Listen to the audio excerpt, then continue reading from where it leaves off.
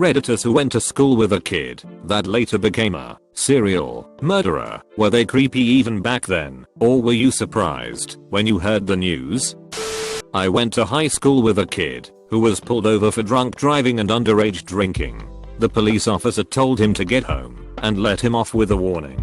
He went home and grabbed a .30-06 hunting rifle and walked into the police station. The officer who let him off earlier walked out and was shot by the kid. The officer passed away on the flight to the hospital. The kid was 16 to 17 when he shot the officer and is still in prison 20 years later. The son of the officer who was shot lived a couple blocks away from me. Such a sad ordeal for both families. I went to school with a girl whose dad turned out to be a murderer. Not serial, so IDK if it counts. But he started dating one of his daughter's friends the day she turned 18, married her, caught her cheating, killed them both, then killed himself. There were signs. He was always a possessive creepy pervert. I went to school with someone who murdered his wife. He was a class clown type. Would do anything to get people to laugh. We'd like him. He'd smoke and drink around our group, but I don't think he did outside of it. He was a follower, not a leader. His personality was malleable. I was shocked when they got together in high school. She was a real go-getter, 5-year plan, Disney-loving person, sweet and strong. I wasn't surprised they got married, since she was the type of girl again with a 5-year plan, and also I imagine she didn't like living together without being married. Anyway, after 4 years of marriage he stabbed her to death in their home on a Sunday. Turns out he had been seeing hookers and had lied about getting his master's degree, which she and her family paid for. Back in elementary school, there was a kid in my class who had horrible temper management. If he was upset, he would suddenly scream and kick or punch things around him. Violent tendencies. He transferred to a school in the US in middle school, but I found him on Facebook couple years later. He seemed to have become less childish and had lots of friends at his new school. Fast forward to college, my friend showed me an article of a student at a university in California who attempted to murder his roommate. Lo and behold, it was the kid in my class. He apparently stabbed his roommate in his sleep, survived eventually, and then slit his own throat, also survived. His police mugshot shows a huge gash wrapping around his neck, all stitched up. Last I read of him, he went to prison. I lived next door to this kid who seemed completely normal. We played together all the time. His family was a bit religious and mine wasn't, but as a kid I didn't notice anything odd. We grew apart in high school. A few years after high school he met an older woman, late 30s when he was early 20s, and moved in with her and her 2 daughters, who were like 8 and 10. She came home from work and found that he'd stabbed them both to death and hung himself in the woods behind her home. Still fucks with me. I went to school with a boy who turned out to be planning a terrorist attack on the school. He was caught before he carried anything out and was one of the youngest to be charged with terrorism. He was shy and quiet but very smart, got a full scholarship to Hopkins. He threw it all away, not only for him, but for his brother, that had been dreaming of working for the government. No way he will get a clearance now, with a convicted terrorist as a brother. Had a classmate who I knew through similar circles brutally murder a gentle-hearted soul from a neighboring town.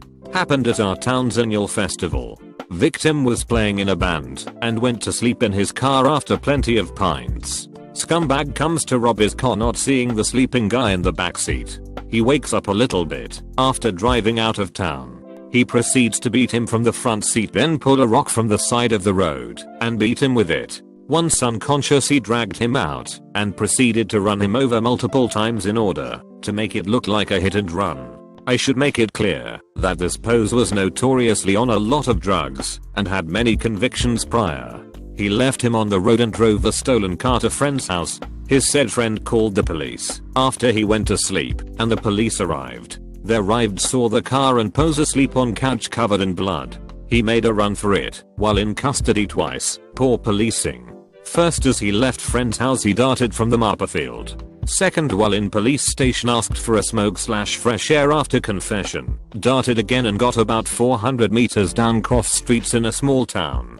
He got life, but I wouldn't be surprised that he'll get out in 15 to 17 if he keeps his nose clean. But here's to wishing it's broken daily.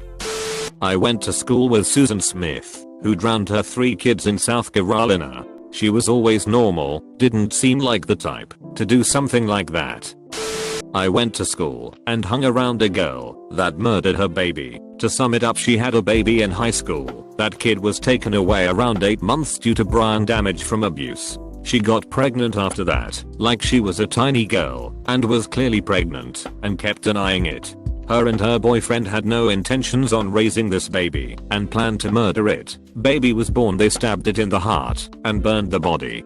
Her social workers noticed her huge bump was gone and called the cops. Cops found what was left. Found a lot of search history on her laptop that made it clear she'd been planning the murder for months. It was shocking that it happened, but not super shocking. I mean, she did abuse her first child. Her and her boyfriend were drug users, and when we hung around in school she'd show pictures of her baby, yet always seemed so disconnected when you'd ask her anything about the baby. Honestly, it's been like 10 years and no one knows why they killed this baby. She could have had an abortion for free, but chose this instead. She ended up blaming her boyfriend for everything. He got maximum, she got 30 months, and had since gotten out, and had another son.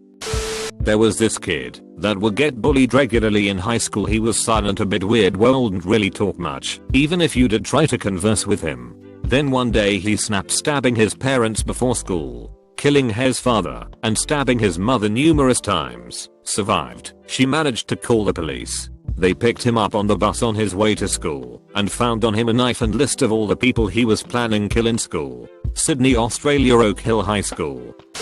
I was best friends with a girl who is in prison for killing her baby. She was a foster kid, and that's how I knew her. My step-aunt was her foster mother. She would tell me about how her mom abused her physically and sexually growing up. Her mom also let men rape her for drug money. It bothered her, but she seemed to be well adjusted, and she always talked about wanting to have children. The doctors said her uterus was damaged from being raped as a child, but she got pregnant. I lost contact with her when she got married and was pregnant, but I knew about it because my sister told me. I was really happy for her and just knew she'd be a good mom. Boy, was I wrong. She had a daughter and apparently became very jealous of her. She hated it when people would focus their attention on her daughter and not her.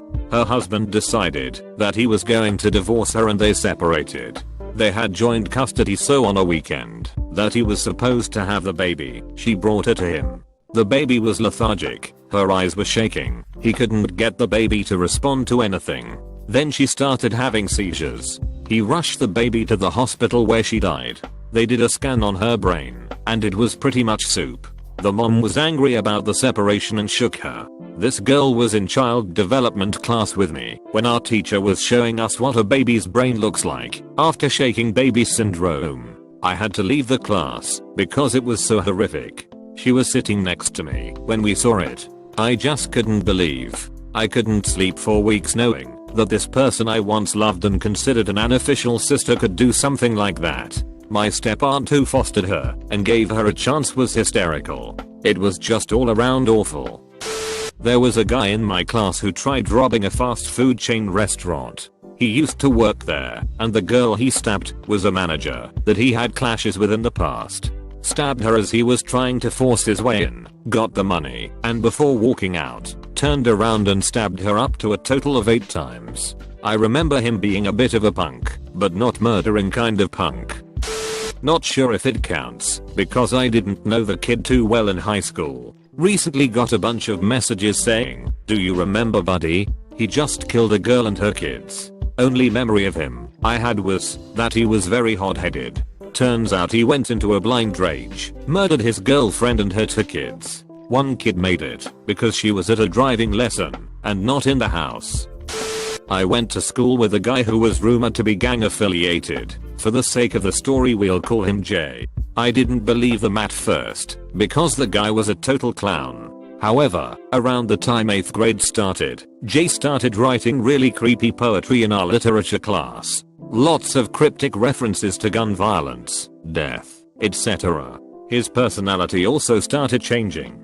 Jay was really hostile towards other students, disobedient in class, and started getting into fights outside of school. It was very disturbing, but amazingly enough, none of my teachers ever talked to him about the content of his work, his behavior, or brought it up to his parents. I wish they had, because maybe they could have gotten him help before it was too late. Eventually we graduated, and I didn't see him anymore. 10 years later, I see his face plastered all over the local news. As it turns out, he was in fact a gang member, and was wanted for shooting a man to death outside of local park in downtown. Jay turned himself in 12 hours after the shooting. The truly sad part is that Jay didn't even kill his intended target. He got him mixed up with an innocent man who was cutting through the park to get home. It was unbelievably tragic. The guy Jay killed was a recent college graduate with a wife and 2 kids. This man had his whole life ahead of him, and it got taken away from him because of some stupid gang bullshit that had nothing to do with him. If that wasn't bad enough, there was actually a string of similar murders, about 17, that occurred in the months prior to the shooting. All of the previous murders played out similarly, late at night, in secluded areas, and all victims were killed via drive-by shooting. Jay and his crew are currently the prime suspects in all of these murders. Last I heard, they were all in custody and awaiting trial. I hope they all get put away for life. Not necessarily murder, but definitely complete indifference. I went to high school with one of the fraternity brothers from Penn State who let a pledge die of alcohol poisoning on the couch in their frat house. They wouldn't take him to the hospital and let him lay dying while they partied on. They all got off with a slap on the wrist. He was always super chill, nice, and good looking. I was really surprised to hear that he had a role in what happened to that kid, considering we went to a military school. I went to school with a guy who murdered his girlfriend and his parents. He was always an asshole, even as a kid. He was a bully and just verbally mean to most everyone. That also made him kind of a cool kid, so he did have friends, so he wasn't an outcast. That being said, I never would have thought he'd become a killer. As far as I know, he doesn't even have a bad home life history of abuse story that helps explain why he is the way he is. I think he is just a fundamentally broken person. I just thought he was a jerk. I had no idea how deep it went. Last I checked, he was in prison for life, so I guess that's that. Turns out one of my friends, chilled consistently from middle school into young adulthood, ended up killing at least one person after taking them home from a bar. He was at my wedding, but we fell out of touch a few years before this stuff happened. It was a goddamn shock. BC, I had no sense of him being a bad dude at all. OHH. Good times. Went to school with a kid who was always an asshole to me. Giant asshole, like as in my worst enemy ever in my life, that I hated with a passion. Asshole. The kid bullied me for years. One time he even randomly punched me in the face during a game of basketball in middle school. Stole things from people, lied about everything, etc. My freshman year of high school rolls around, and in pet, this kid jokingly pulls a knife on me and talks about cutting my balls off. I figured, hey, I'm gonna go tell on him, because he'll probably get written up and get a few detentions. Welp, no, he gets kicked out of the school. For 2 years, anytime anyone runs into him, they make sure to let me know that he said that if he ever sees me again, he's going to actually kill me. Welp, after many lost sleep nights in those 2 years, the death threats stop making their way to me, and he kinda just disappears. My senior year of high school, I run into this kid. This kid has put on some serious mass and I walk past him like I didn't know him. 2 weeks later, he's arrested for murder. So it turns out, here's what happened from his timeline. All was announced later as he was a minor when this all had happened. This kid gets kicked out of school. He decides that it's a good idea to start trying to steal cars to make money, so him and 2 friends go steal cars and hold people at gunpoint. One was above 18, so he got 10 years in prison. Murdered dude was 16 and his friend, who was also 16, testifies against him for being the wielder of the gun. Murdered dude gets 2 years in big boy prison while his friend, or now former friend, gets a year of probation. While this kid is in prison, he tells everyone that he is going to murder his former friend. Well, less than a week out of prison, the time frame that I saw him, he murders the kid by stabbing him 26 times. pulls the kid's teeth out of his dead body to hide dental records, and puts the dead body in a blanket and sets it on fire in the middle of the woods. Then texts his new buddy to let him know that the murder was finished. Welp, police caught him right away, as he told everyone that he was going to commit a murder, and he had text messages proving his guilt, so he is now serving a life sentence without the possibility of parole. Not one bit of me is surprised, though part of me feels awful for getting him kicked out of school. I really didn't mean to do that. Now here's the thing, is anyone surprised that he committed this murder? Not at all. If I ever met one person in my life who was capable of murder, it was this kid. This kid was the absolute definition of an asshole. Just the most awful kid. Now that being said, his home life was shit, and for that, I feel bad for him. To be fair though, him going to prison for life was the most mentally relieving thing to ever happen to me.